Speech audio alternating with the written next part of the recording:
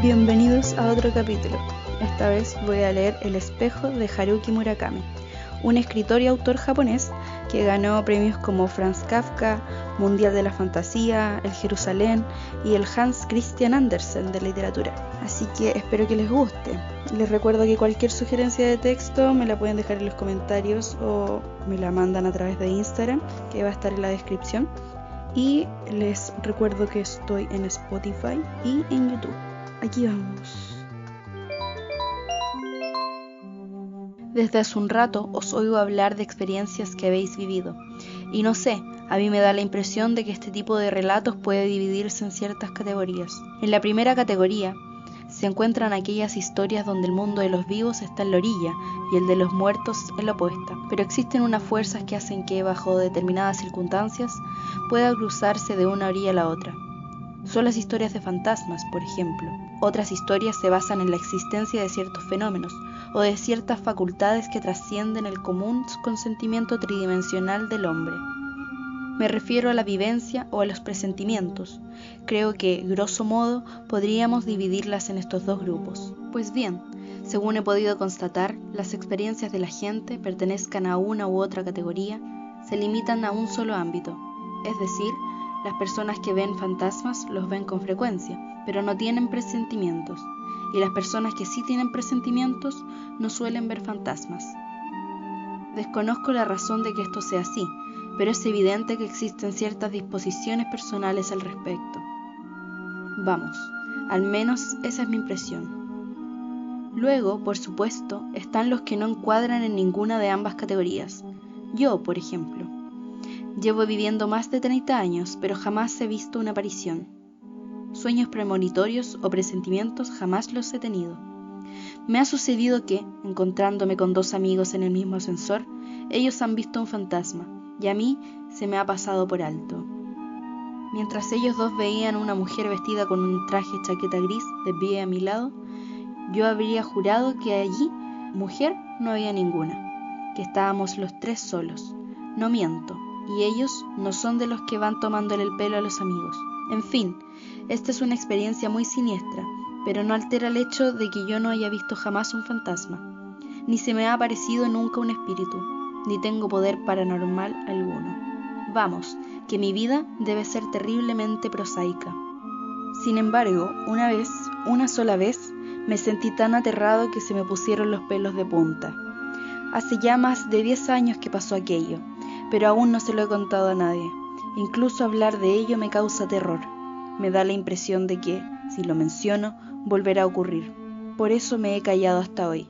Pero esta noche todos habéis ido contando por turno experiencias aterradoras que habéis vivido, y yo, como anfitrión, no puedo dar por finalizada la velada sin relataros, a mi vez, mi historia.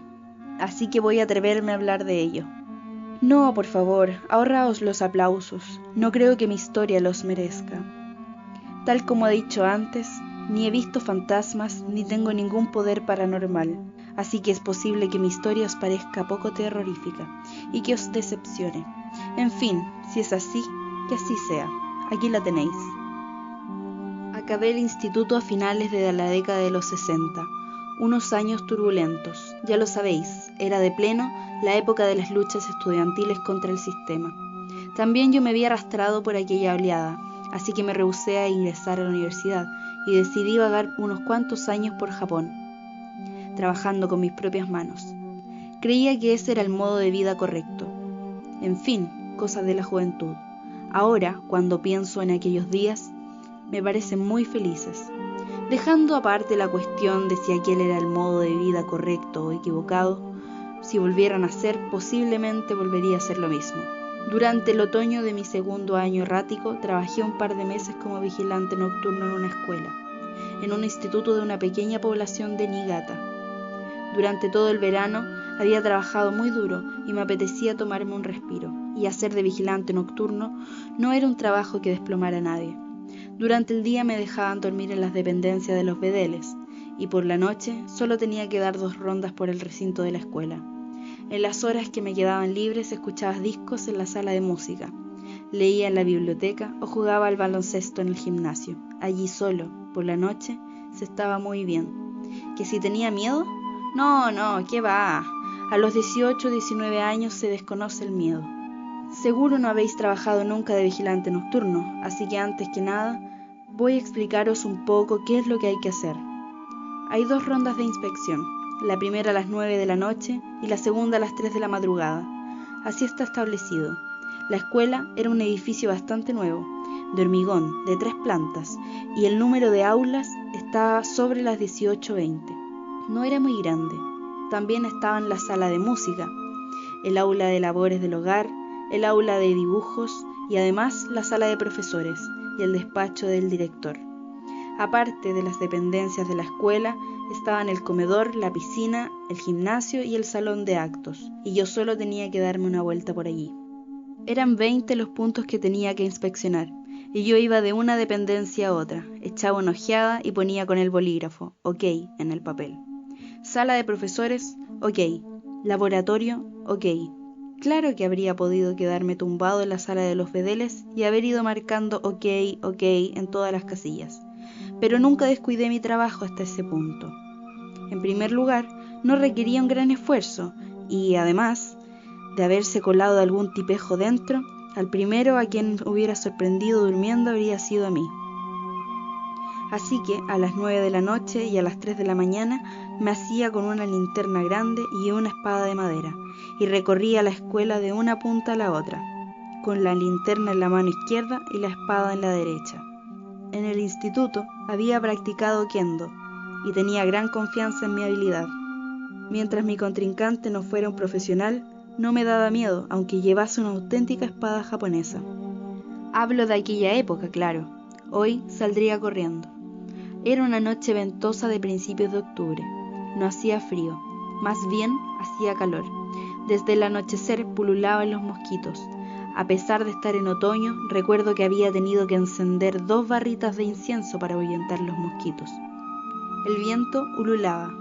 Justo aquel día, la puerta de la piscina se había roto y golpeaba con furia agitada por el viento. Se me pasó por la cabeza arreglarla, pero estaba demasiado oscuro, y la puerta estuvo toda la noche abriéndose y cerrándose con estrépito. En la ronda de las 9 no descubrí nada anormal. OK, en los 20 puntos. Las puertas estaban cerradas con llave. Todo estaba donde tenía que estar. Ninguna novedad. Volví a las dependencias de los bedeles, puse el despertador a las 3 y me dormí. Cuando el despertador sonó a las 3 de la madrugada, me asaltó una extraña e indefinible sensación. No puedo explicarlo bien, pero me sentía raro. En concreto, no me apetecía levantarme. Era como si algo estuviese anulando mi voluntad de incorporarme. A mí nunca me había costado levantarme de la cama, así que aquello me resultaba inconcebible. Con gran esfuerzo logré ponerme en pie y me dispuse a hacer la ronda. La puerta seguía golpeando con estrépito. No obstante, me dio la sensación de que el sonido era distinto.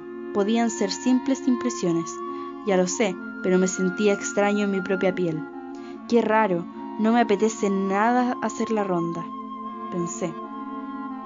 Pero fui, claro está, porque ya se sabe. En cuanto haces trampas una vez, ya no hay quien lo pare.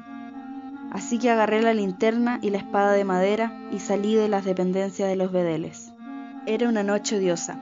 El viento soplaba cada vez más fuerte, el aire era más y más húmedo, la piel me picaba, no lograba concentrarme. En primer lugar, miré el gimnasio y el salón de actos. OK en ambos. La puerta seguía abriéndose y cerrándose con estrépito. Parecía la cabeza de un demente haciendo gestos afirmativos y negativos, sin regularidad alguna. Sí, no, no. Ya sé que es una comparación extraña, pero a mí me dio esa sensación, de verdad. En el interior de la escuela tampoco hallé ninguna anomalía, todo estaba como siempre. Di una vuelta rápida y marqué OK en todas las casillas. Después de todo, no había ocurrido nada. Aliviado, me dispuse a volver a las dependencias de los bedeles. El último punto que había que inspeccionar era el cuarto de las calderas, en el extremo este del edificio. Las dependencias de los bedeles estaban en el extremo oeste, por lo tanto, yo tenía que cruzar un largo pasillo de la planta baja para volver a mi habitación. Un pasillo negro como el carbón. Si había luna, estaba iluminado por su pálida luz, pero si no, no se veía nada en absoluto. Yo avanzaba dirigiendo el haz de luz de la linterna hacia adelante. Aquella noche se aproximaba un tifón y no había luna. Muy de cuando en cuando se abría un jirón entre las nubes, pero la noche volvía a ser pronto tan oscura como la boca del lobo. Avanzaba a un paso más rápido de lo habitual. Las suelas de goma de las zapatillas de baloncesto producían pequeños chirridos al pisar el pavimento de linóleo. El pavimento era de color verde, de un verde oscuro como el musgo, aún lo recuerdo. A medio pasillo se encontraba el vestíbulo. Me disponía a dejarlo atrás cuando, tuve un sobresalto. Me había parecido ver una figura en la oscuridad. Un sudor frío manó de mis axilas. Agarré con fuerza la espada de madera, me volví en aquella dirección. Apunté hacia allí el haz de luz de la linterna. Era por la zona donde estaba el mueble zapatero. Y era yo, es decir, un espejo, ni más ni menos. Era mi figura reflejada en un espejo. La noche anterior no había ninguno. Seguro que acababan de colocarlo allí. Vaya susto. Era un espejo grande, de cuerpo entero. Al tiempo que me tranquilizaba, me iba sintiendo más ridículo. Seré imbécil, pensé. Plantado ante un espejo, dirigí hacia abajo el haz de luz de la linterna. Me saqué un cigarrillo del bolsillo y lo encendí. Di una calada contemplando mi imagen reflejada en el espejo. La tenue luz de las farolas penetraba por las ventanas y llegaba hasta el espejo. A mis espaldas, la puerta de la piscina seguía dando golpes, impulsada por el viento. A la tercera calada me asaltó de pronto una sensación muy extraña. La imagen del espejo no era la mía. De hecho sí, su aspecto exterior era idéntico al mío. No cabía la menor duda. Pero no acababa de ser yo. Lo supe instintivamente. No es exacto. Hablando con precisión, sí era yo, pero era otro yo. Un yo que jamás debería haber tomado forma. No me lo explico, ¿me entendéis, verdad? Es que esa es una sensación terriblemente difícil de traducir en palabras.